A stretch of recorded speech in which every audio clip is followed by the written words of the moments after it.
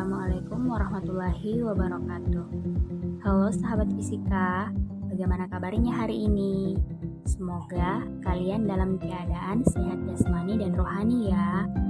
Nah, pada video kali ini kita akan membahas materi gejala kuantum. Sebelum kita masuk ke penjelasan mengenai materi, kita kenalan dulu yuk dengan pemateri. Nah, pemateri pada video ini ada Kak Aulia, Kak Ayu, Kak Maya Citra, Kak Reski, Kak Ririn, dan Kak Wiwin. Oke sahabat fisika, selamat menyaksikan video kami ya. Materi pertama yang akan dijelaskan dalam gejala kuantum ini adalah radiasi benda hitam. Lalu, benda hitam itu apa sih? Apakah baju atau tas hitam yang biasa kita kenakan itu benda hitam? Oke, daripada bingung-bingung, mari saya jelaskan.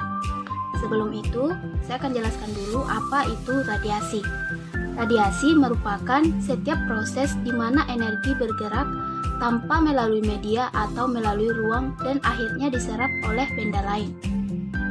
Nah, sedangkan benda hitam itu sendiri adalah suatu benda yang didefinisikan dapat menyerap segala radiasi dan energi yang jatuh padanya. Maksudnya gimana tuh? Coba kalian perhatikan gambar pada layar. Yang dimaksud sebagai benda hitam adalah lubang kecil yang menjadi tempat penyerapan radiasi. Jadi, seluruh radiasi diserap melalui lubang kecil tersebut, tanpa dapat kembali keluar melalui lubang tersebut. Istilahnya, radiasinya ini terperangkap nih teman-teman. Namun, benda hitam ini dapat meradiasikan kembali saat mencapai batas penyerapan, lalu menyerap kembali radiasi. Hal ini terus terjadi berulang secara terus-menerus atau tak terhingga untuk sebuah benda hitam yang ideal. Wah, berarti baju hitam atau tas hitam yang biasa kita pakai itu bisa menyerap semua radiasi ya? Jawabannya tidak. Tidak ya teman-teman. Baju hitam, tas hitam, atau benda berwarna hitam apapun yang biasa kita pakai atau temui bukanlah benda hitam, tapi benda berwarna hitam. Jadi, benda berwarna hitam ini hanya menyerap dan meradiasikan gelombang yang membuatnya tampak berwarna hitam. Jadi beda ya antara benda hitam dan benda berwarna hitam. Sudah jelas?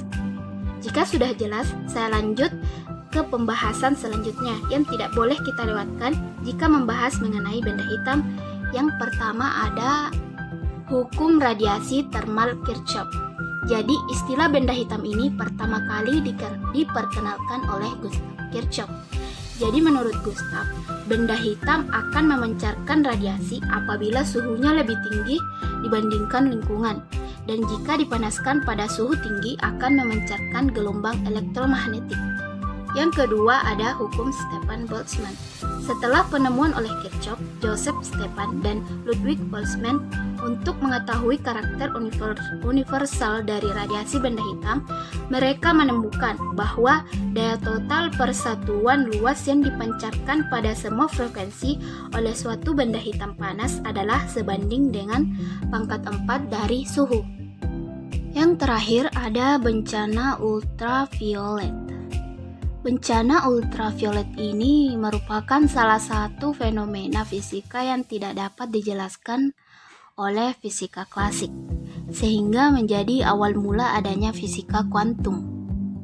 Hal ini dimulai dari Wien, di mana ia mengatakan jika benda dipanaskan terus-menerus, benda itu akan memancarkan radiasi kalor yang puncak spektrumnya memberikan warna-warna tertentu. Namun, formulasi yang diperoleh Wien ternyata tidak sesuai dengan data hasil eksperimen yang ada. Formulasi Wien hanya mampu memprediksi spektrum radiasi pada daerah dengan panjang gelombang yang kecil dan tidak mampu memberikan gambaran spektrum radiasi pada daerah dengan panjang gelombang yang besar. Karena itulah disebut sebagai bencana ultraviolet. Karena Wien tidak mampu menjelaskan spektrum radiasi pada daerah dengan panjang gelombang yang lebih besar seperti ultraviolet. Jika mengikuti formulasi Wien, maka kita bisa saja terbakar oleh radiasi ultraviolet ini. Maka dari itulah disebut sebagai bencana. Karena kegagalan tersebut, diperlukan suatu teori fisika yang baru.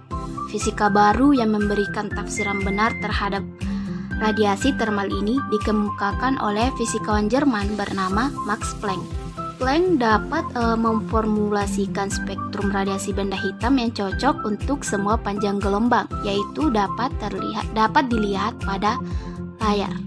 Nah, sekali lagi saya jelaskan, dari bencana ultraviolet inilah menjadi awal mula adanya fisika kuantum, terutama perumusan Planck yang merupakan perumusan paling membawa dampak besar bagi dunia fisika.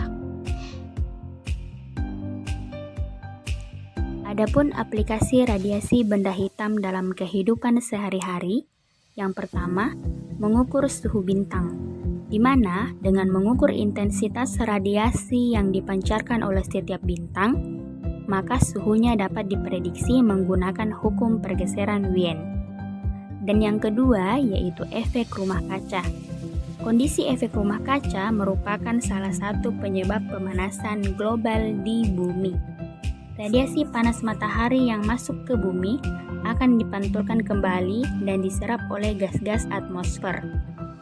Nah, radiasi yang terperangkap di atmosfer akan menyebabkan suhu di bumi menjadi panas. Untuk lebih memahami mengenai radiasi benda hitam, berikut adalah contoh soal, yaitu suatu permukaan benda pada suhu 37 derajat Celcius meradiasi suatu gelombang elektromagnetik. Apabila konstanta Wm 2,898 kali 10 pangkat min 3 MK, maka panjang gelombang maksimum radiasi permukaan benda tersebut adalah, seperti yang sudah diketahui bahwa T atau suhu yaitu 37 derajat Celcius di bawah ke Kelvin menjadi 310 Kelvin. C yaitu 2,898 kali 10 pangkat min 3 MK. Ditanyakan nu maksimum atau panjang gelombang maksimum radiasi permukaan benda, di mana nu maksimum T sama dengan C. Nu maksimum sama dengan C per T, yaitu 2,898 kali 10 pangkat min 3 dibagi dengan 310 MK menjadi 9,348 kali 10 pangkat min 6 meter. Gejala kuantum selanjutnya yaitu efek fotolistrik, di mana efek fotolistrik adalah peristiwa terlepasnya elektron-elektron dari permukaan logam atau sebagai elektron foton ketika logam tersebut disinari dengan cahaya. Sebuah logam ketika diberi cahaya akan melepaskan elektron yang akan menghasilkan arus listrik jika disambungkan ke rangkaian tertutup. Jika cahaya adalah gelombang seperti yang telah diprediksi oleh fisika klasik, maka seharusnya semakin tinggi intensitas cahaya yang diberikan, maka semakin besar arus yang terdeteksi. Berikut ini adalah gambar skema alat yang digunakan oleh Einstein untuk mengadakan percobaannya, di mana alat ini terdiri atas tabung hampa udara yang dilengkapi dengan dua elektroda A dan B yang dihubungkan dengan sumber tegangan arus searah. Pada saat alat ini dibawa ke dalam ruangan yang gelap, maka ampermeter tidak menunjukkan adanya arus listrik. Akan tetapi, pada saat permukaan katoda dijatuhkan sinar, ampermeter menunjukkan adanya arus listrik. Hal ini menunjukkan adanya aliran arus listrik. Aliran arus ini terjadi karena adanya elektron yang terlepas dari permukaan, yang selanjutnya disebut elektron foto. A bergerak menuju ke B. Apabila tegangan baterai diperkecil sedikit demi sedikit, ternyata arus listrik juga semakin mengecil.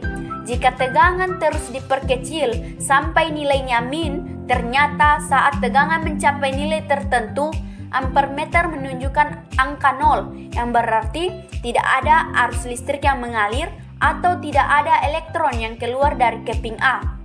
Potensial FO disebut juga dengan potensial henti, yang nilainya tidak bergantung pada intensitas cahaya yang dijatuhkan. Di mana ketika tegangan sama atau lebih suatu harga tegangan penghenti yang besarnya dalam orde beberapa volt, tidak ada elektron yang mencapai anoda dan arusnya terhenti. Laju pemancaran elektron diukur sebagai arus listrik pada rangkaian luaran yang menggunakan ampere meter. Sedangkan energi kinetiknya ditentukan dengan menggunakan suatu potensial perlambatan atau anoda, sehingga elektron tidak mempunyai energi yang cukup untuk memanjati bukit potensial yang terpasang. Secara eksperimen, tegangan perlambatan terus diperbesar sehingga pembacaan arus pada ammeter menurun ke nol. Tegangan yang bersangkutan ini disebut dengan potensial henti. Karena elektron yang bernilai tinggi tidak dapat melewati potensial henti ini, maka pengeluaran Fs merupakan suatu cara untuk menentukan energi kinetik maksimum dari elektron. Selanjutnya adalah proses efek fotolistrik pada logam. Dapat kita lihat pada gambar tersebut, garis-garis berwarna oranye tersebut adalah cahaya foton. Apabila cahaya foton ini ditambahkan ke permukaan logam, foton akan menembus elektron-elektron pada permukaan logam. Kemudian cahaya akan menembus materi logam, di mana foton akan bertemu dengan elektron yang ada di dalam logam untuk mentransfer energi yang dimilikinya pada elektron. Sehingga elektron akan keluar dari logam atau elektron akan terlepas. Adapun aplikasi fotolistrik dalam kehidupan sehari-hari. Yang pertama yaitu sel surya. Sel surya dalam penerapannya memanfaatkan efek fotolistrik untuk membangkitkan arus listrik dari cahaya matahari. Efek fotolistrik muncul ketika cahaya tampak atau radiasi ultraviolet jatuh ke permukaan benda tertentu. Yang kedua adalah kamera CCD atau pemindai kode batang atau yang lebih sering kita kenal dengan barcode. Mungkin banyak dari kita yang sudah mengenal atau bahkan sering menggunakan barcode dalam bertransaksi digital, di mana kamera ini memanfaatkan efek fotolistrik internal dalam mengubah citra yang dikehendaki menjadi data-data elektronik yang selanjutnya dapat diproses oleh komputer. Yang ketiga adalah dubbing. Dubbing merupakan pengisian suara pada film yang ternyata memanfaatkan efek fotolistrik, di mana pada saat film diputar, sinyal suara ini akan dibaca kembali melalui proses efek fotolistrik, dan sinyal listrik akan diperkuat dengan menggunakan amplifier tabung sehingga menghasilkan film yang bersuara. Selanjutnya kita masuk pada pembahasan efek Compton. Efek Compton ditemukan oleh Arthur Holly Compton pada tahun 1923.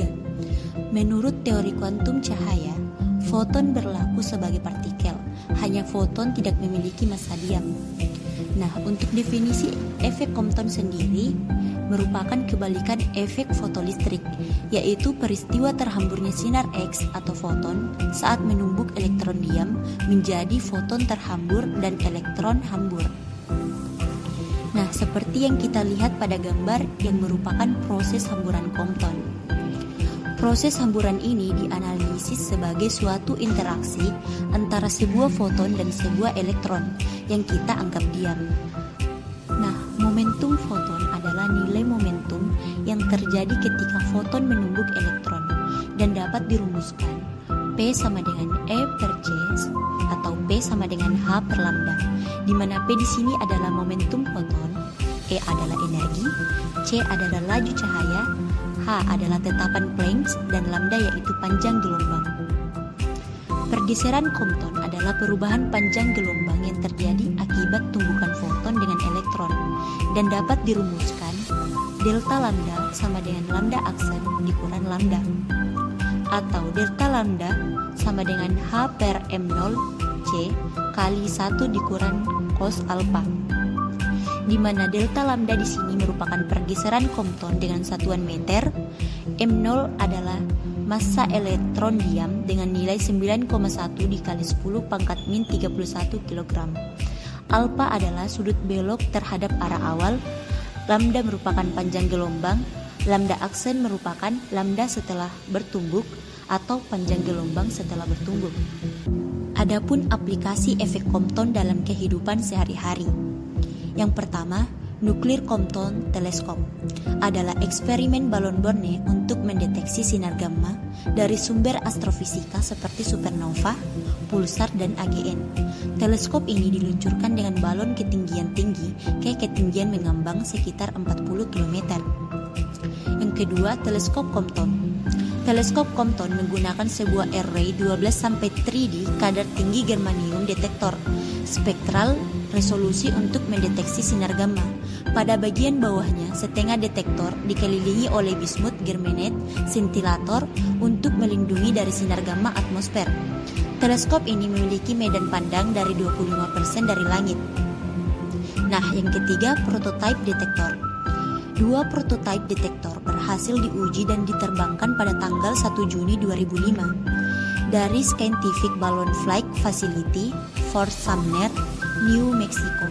Pada tanggal 19 Mei 2009, instrumen penuh berhasil diluncurkan dari Fort Sumner di New Mexico dan mampu mengamati kepiting pulsar.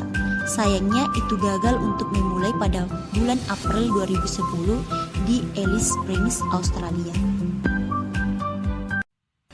Selanjutnya, pada pembahasan yang terakhir, yaitu pembahasan mengenai sinar X. Jadi, apa yang dimaksud dengan sinar X? Sinar X atau radiasi sinar X merupakan suatu gelombang elektromagnetik dengan gelombang yang pendek. Gelombang elektromagnetik ini banyak jenisnya, antara lain sinar lampu, ultraviolet, inframerah, gelombang radio, dan TV. Sinar X mempunyai daya tembus yang cukup tinggi terhadap bahan yang dilaluinya. Sinar X ini dapat menembus benda-benda yang lunak seperti daging dan kulit. Tetapi sinar X tidak dapat menembus benda-benda keras seperti tulang, gigi, dan logam. Sinar X pertama kali ditemukan oleh Wilhelm Conrad Röntgen pada akhir tahun 1895. Sinar X ini sering disebut sinar Röntgen. Sinar X ini dihasilkan oleh elektron dari sebuah atom. Selain itu, sinar X dapat dihasilkan oleh elektron yang ditimbulkan pada permukaan logam dengan kecepatan yang tinggi. Cara inilah yang dipakai untuk mendapatkan sinar X secara komersial. Oleh karena panjang gelombang yang sangat pendek, maka sinar X memiliki daya tembus yang kuat. Frekuensi antara 10⁻⁶ Hz sampai 10⁻20 Hz.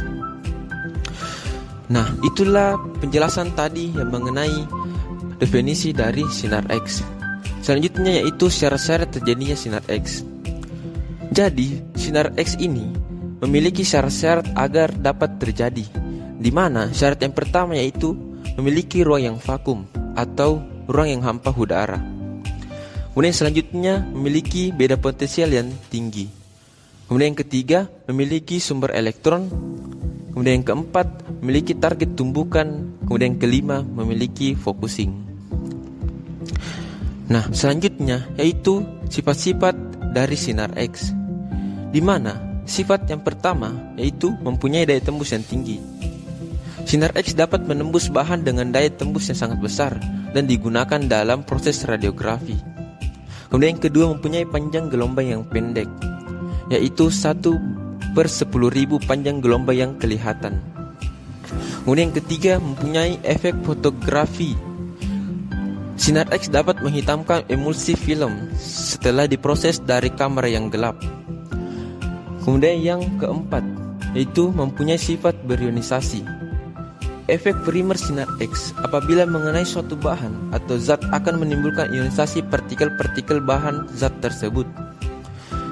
Kemudian yang kelima yaitu mempunyai efek biologi.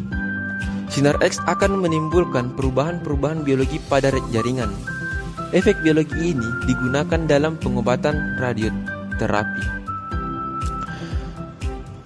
Slide selanjutnya yaitu mengenai aplikasi sinar X dalam kehidupan sehari-hari, di mana yang pertama pada bidang kesehatan.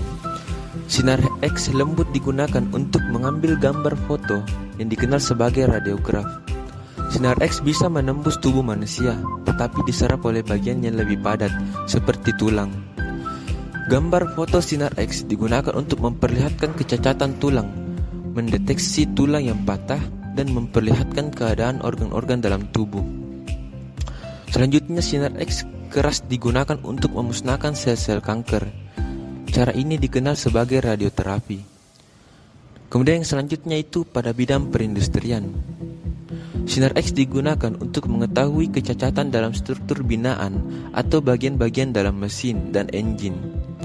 Kemudian selanjutnya memeriksa retakan dalam struktur plastik dan getah. Selanjutnya pada bidang penyelidikan. Pada bidang penyelidikan, sinar X digunakan untuk menyelidiki struktur hablur dalam jarak pemisahan antara atom-atom dalam suatu bahan hablur. Kemudian selanjutnya kegunaan lainnya. Sinar X biasa juga digunakan di lapangan kapal terbang. Sinar X lembut digunakan untuk memeriksa barang-barang dan beg penumpang. Sebagai salah satu contoh soal yang dapat saya bahas pada materi kali ini, yaitu materi sinar X. Contoh soal yang berbunyi, berapa tegangan yang harus dipasang pada tabung sinar X agar dalam tabung itu terpencar sinar X dengan panjang gelombang minimum 30 pm. Nah, pembahasannya diketahui lambda minimum sama dengan 30 pm. Dikonversi, lambda minimum sama dengan 3 kali 10 pangkat min 11 m. Ditanyakan tegangan. Nah, jadi yang ditanyakan pada soal kali ini yaitu tegangannya. Nah, untuk penyelesaiannya, di mana lambda minimum sama dengan Hc per Vc. Lambda minimum sama dengan 1,24 kali 10 pangkat min 6 V kali M per V. 3 kali 10 pangkat min 11 M sama dengan 1,24 kali 10 pangkat min 6 V per M per V.